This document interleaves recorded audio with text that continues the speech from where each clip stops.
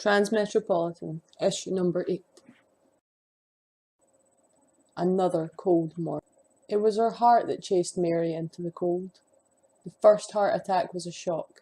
She jogged every day, took her nutritional supplements and the hopeful age retardation courses. She and Stephen moved from Southern California to Northern, taking worry and angina with them, away from the harsh, dry heat, towards easier climbs and better doctors. The second attack caught her as she looked out on the San Francisco Bay. There was going to be a third. The doctors talked bypass, but their eyes were empty of promise. The young don't lie well. She looked at her own heart that week on the new hospital scanner. It was starting to look like something that she'd been left out the fridge too long. A week later, she and Stephen signed contracts with Riley Life Extension Foundation. A month later, she managed to croak out, "See you later," to Stephen before her heart went grey and still, and that was 64 years done with. And it was a hell of a 64 years. She saw the war that drove America crazy, saw it with her own eyes. She saw the first step off-world. She saw a severed city put back together with sledgehammers. She saw William Burroughs and Nelson Mandela and Richard Nixon and the Beatles and Mother Teresa. There was history in Mary's head. Hard history. Hard lived and loved, and all Mary wanted was to keep seeing history. Her contract was for a neuro job, neurological suspension.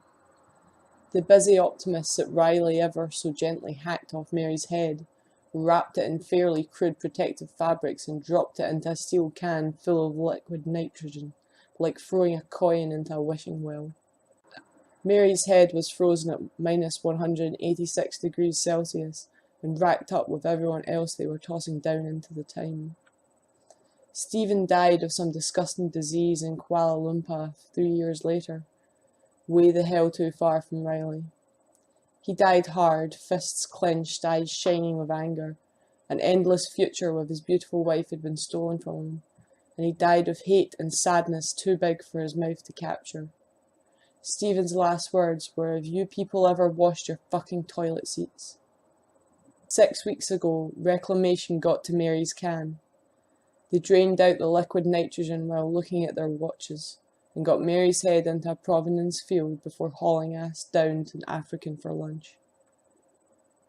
Stuffed full of mattock, they came back to find that Mary, who was the ancient suspension contract said she was, so they got to work growing her the body the contract said she wanted. Riley were busy optimists after all. They knew nanotechnology and free cloning had to happen sometime. Either that or we'd all go up the mushroom cloud or whatever the Ragnarok du jour was. So they offered special options to them. Awaken a new world with the body of a 20-year-old. Hell, any 20-year-old. Request your youth back, or pin a picture of the look you want to your contract. Whatever. Riley wouldn't have had to deal with your crazed demands after all. You want the head of John Wayne and the body of Arnold Schwarzenegger, the cock of a Brahma bull and testicles like basketballs? Sure! In the future everything will be possible. All these years later then, city reclamation fired a miner into her to excavate a physical template memory, but just fell into a wet ice damaged mess, damaged from the imperfect business of freezing, damaged from the uneven process of thawing. So they started in with the repair infection, 1,000 regiments of robots, each the size of a molecule, all stamped into Mary's brain. At that size, it's not a problem to move individual atoms around like building blocks, assembling what you need from what's available. Scouts hunted down the cellular information structure in Mary's brain, and then sent the grunts off to work, patching Mary's brain back together cell by cell. Reclamation had time for refiring the miner. They nailed Mary's physical template memory, took a decent trace of it, and plugged the numbers into the quick tank.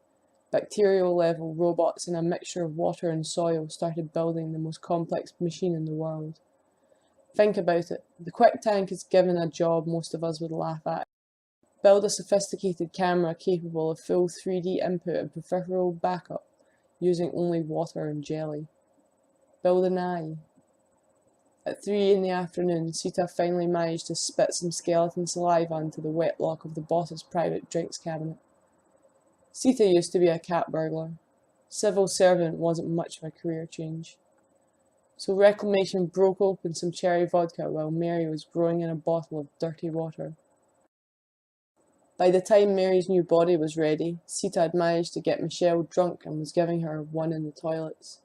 And Humberto was taking a piss into Mary's empty suspension can, marvelling at how the urine crackled as it struck the red. The wobbling remainder of Reclamation wrestled out of the transfer hoses, linked Mary's shattered old head up with the newly minted disease-free 25-year-old Mary, and piped her mind over.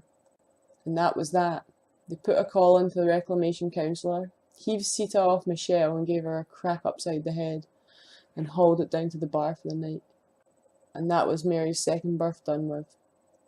5 minutes later, the nanotech life support system riding Mary's new bloodstream released all its locks and allowed her to wake up. She came to, alone and wet, scraps of mud under her fingernails and a stiff body that felt like a glove too small in a grubby room without windows. Mary had already gone into mild shock when the counsellor turned up 10 minutes later. The counsellor had recently been left by his wife and had more important things in his mind. Like, where the hell else was he going to find a woman prepared to do all the horrible things in bed that he required to get it up? He was immediately impressed by Mary. Young, slim body, slightly glassy look in the eyes, mildly confused, concussed expression. What could be shit under her nails very good. He gave her the usual revivals bathrobe, quietly relieved that it had been washed this time. "Hello," he said. "I'm Michael. How are you feeling, Mary?"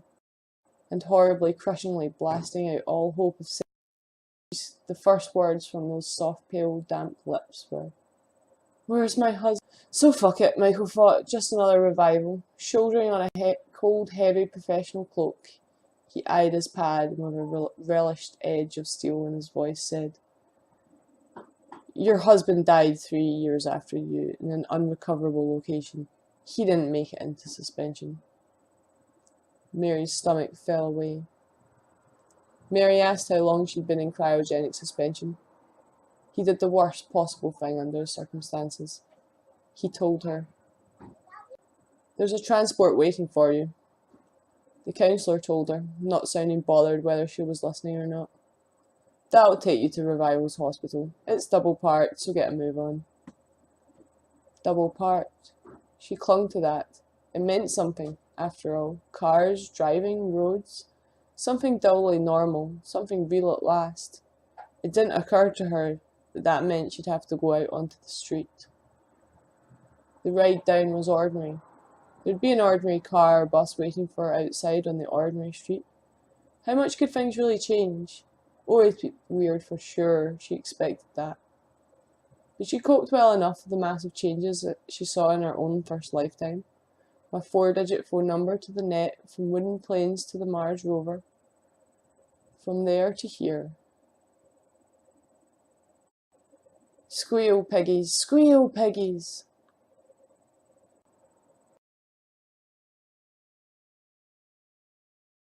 Fuck off, back to your freezers!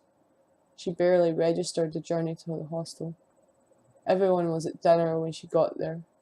No one fought to feed her. She was led through a maze of beds that smelt sharply of the people who slept in them. Looking at her new charity-donated clothes, still bearing the ammonia spoor of the man who wore them last. Mary's shocked brain started a new understanding. She wasn't wanted here. She was revived out of a sense of begrudging duty. She'd been foisted upon a future already busy enough with its own problems by a past that couldn't have cared less. She could have told the future what it had been like to meet Che Guevara in that old Cuban schoolhouse. She could have told them about the last queen and Albert Einstein and a million other true stories besides. But the future didn't want to know. It honoured the contracts of the past, revived them, gave them their money back, even adjusted the sums in their favour against re-evaluation and inflation, gave them the hostels, put them away with a new, unspoken contract. Don't bother us, we're not interested. Everyone else in the hostel had been damaged in the same way as Mary. Sooner they took an unfiltered look at the outside world, and it burned out something important in them. There were fights in the hostel and the alleyways surrounding. The hospitals were used to it. Gashes and blunt force trauma inflicted by blunt butter knives, the closest things to weapon made available in plenty of the hostel's canteens. There were tears and screams in the night, every night. Some of them were Mary's. The revivals were thrown out of the hostels during daylight hours onto the streets. Many revivals go into light catatonia on the streets. The tougher ones traditionally round them up and drag them back home at meal times. Mary sticks to the alleyways where the light and noise of the city is screened out a little, and she talks to anyone who will listen. She tells of how she was revived, tells it in cold, quiet, terrible detail. She has a photographer's eye. She's made a still documentary of her new life, up in her chilled head. And she tells stories of the past. Great, rich, warm, human stories of Stephen Hawking mapping the universe from a wheelchair, of dancing with children in Zimbabwe dust and walking through Moscow snow with Mikhail Gorbachev, John Kennedy playing grab-ass in the White House, Nelson Mandela laughing at dirty jokes on a Joburg street, a kid walking in front of a Chinese tank. The stories that made Mary will live for maybe another century, but her story is over, because you wouldn't have it any other way.